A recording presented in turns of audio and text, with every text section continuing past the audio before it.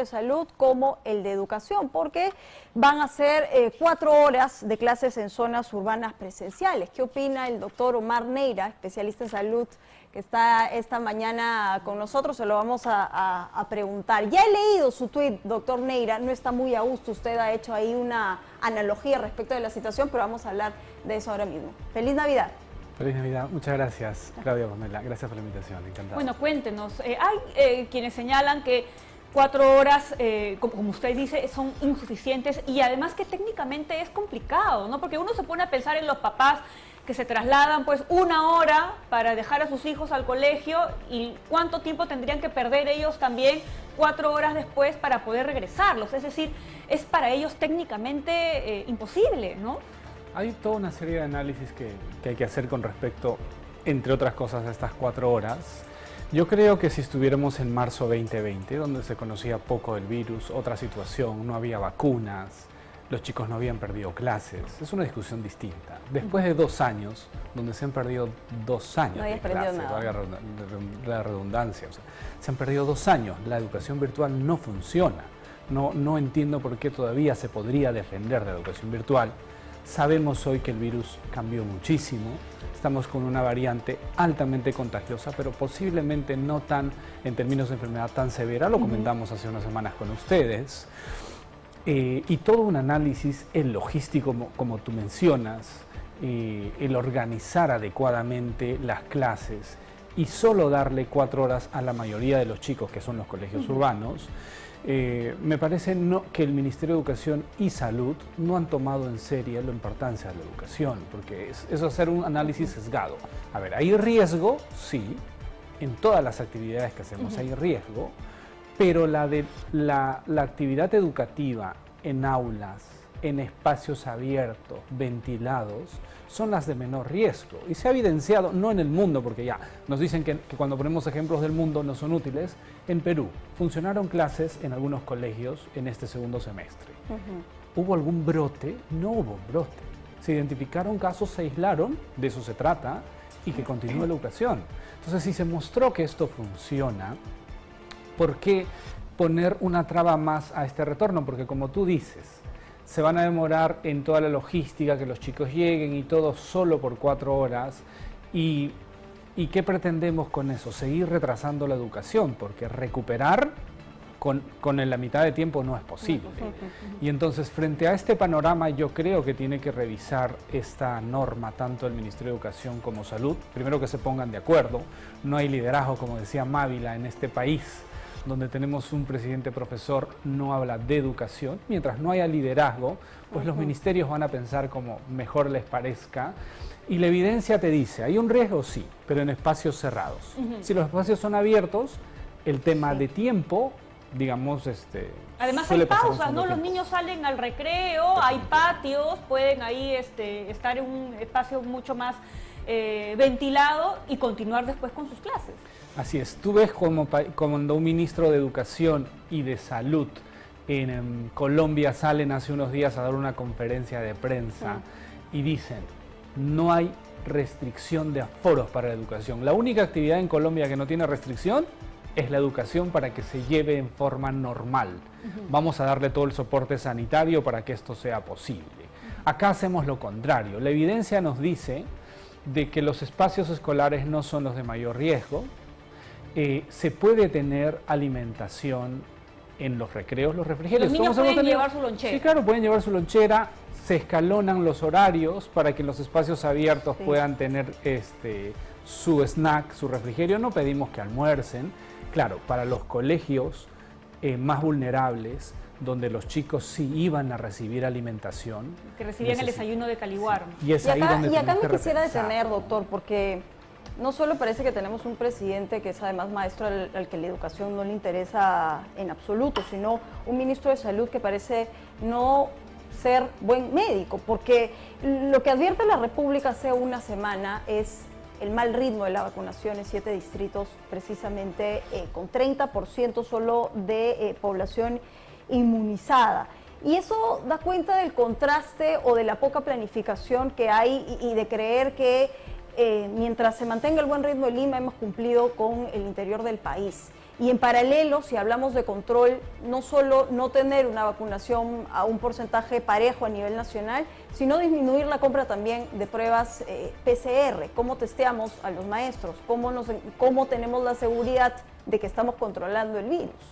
Pues lo que mencionas es cierto, cuando tú ves el poco liderazgo del Ministerio de Salud, y llámese ministro también, cuando cambian normas para que el presidente viaje a Cajamarca. El mensaje es, si puedes visitar familias, visitar personas, y el mensaje sanitario no es ese.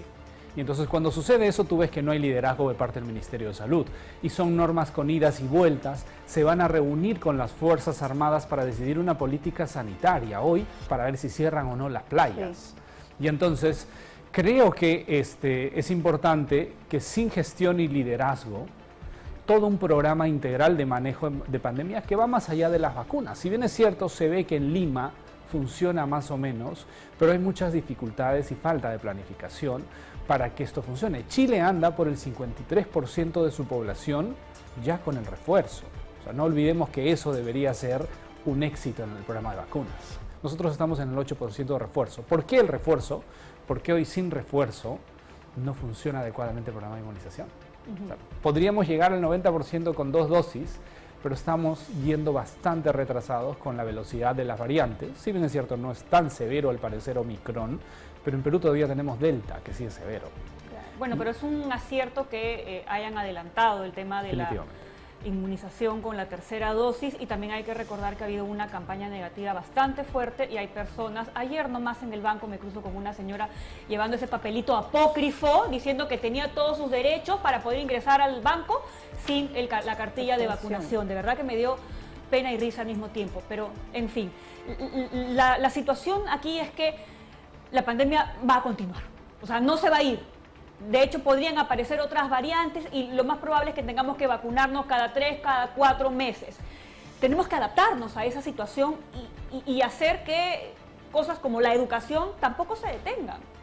Mira, un experto de la Universidad de Escocia ayer, y coincidía con un experto de salud pública de Harvard, decían lo mismo.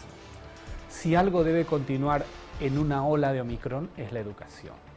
Y lo que tú dices es cierto.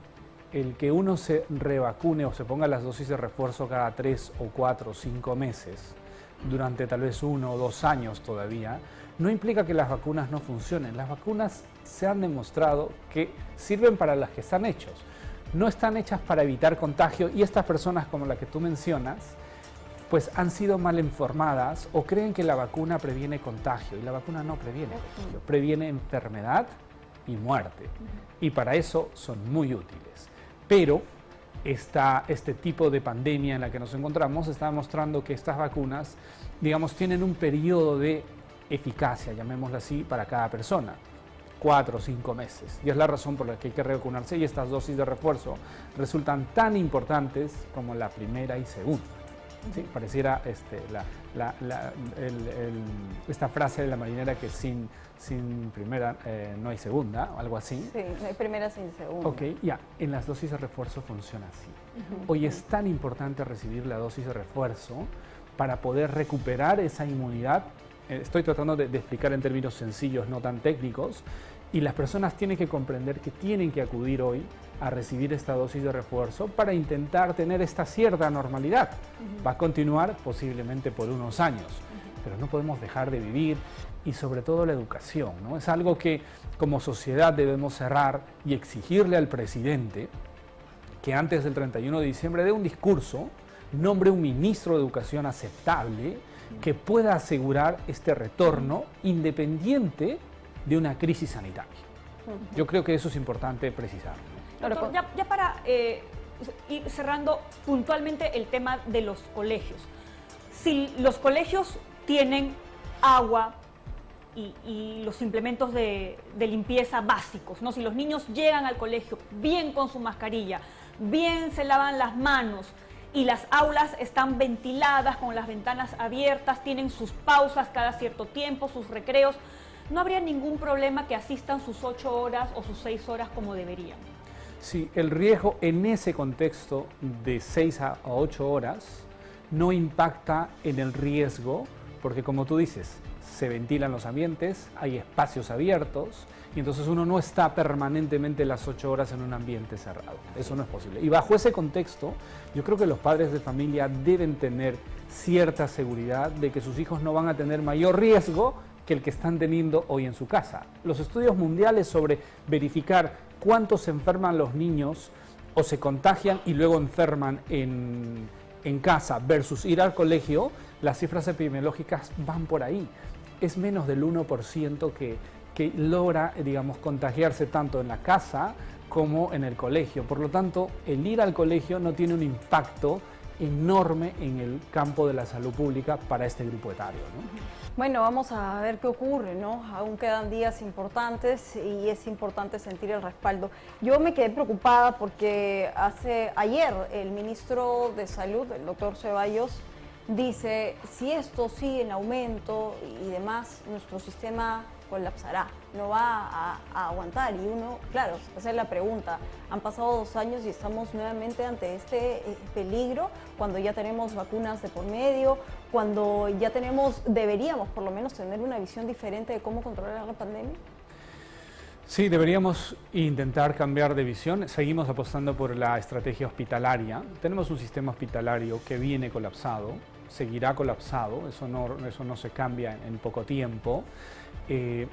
Si vemos el análisis mundial de las cuartas y quintas olas del mundo, nosotros hemos tenido solo 2, nos castigaría igual y el sistema colapsaría en ese caso. Pero acá hay una condición que no se comenta en el Perú porque no se tiene el estudio, que creo yo, para explicar los más de 200.000 fallecidos en Perú, somos el país con esa tasa la más alta del mundo, tiene que haber sucedido que el número de contagios es muy alto, tal vez 50% de la población. Y si tú revisas las investigaciones de estas últimas semanas, la población mejor protegida es aquella que ha recibido sus vacunas y ha sido previamente infectada con el virus. Digamos, es el mundo ideal y eso nos daría una cierta inmunidad de rebaño. Pero no hay estudios en el Perú. Pero si partimos de esa hipótesis, que es algo que vengo sosteniendo hace varios meses, por eso no hemos tenido tercera ola posiblemente, nuestro contexto es distinto. Y entonces apelar a las dosis de refuerzo sobre una población altamente contagiada nos genera cierta inmunidad de rebaño para tener actividades y hacerles apuestas como la educación, ¿no? Agradecerle, doctor, como siempre, por estar con nosotros analizando un poquito la situación, proponiendo, porque lo importante es que hablen los expertos. Gracias al doctor.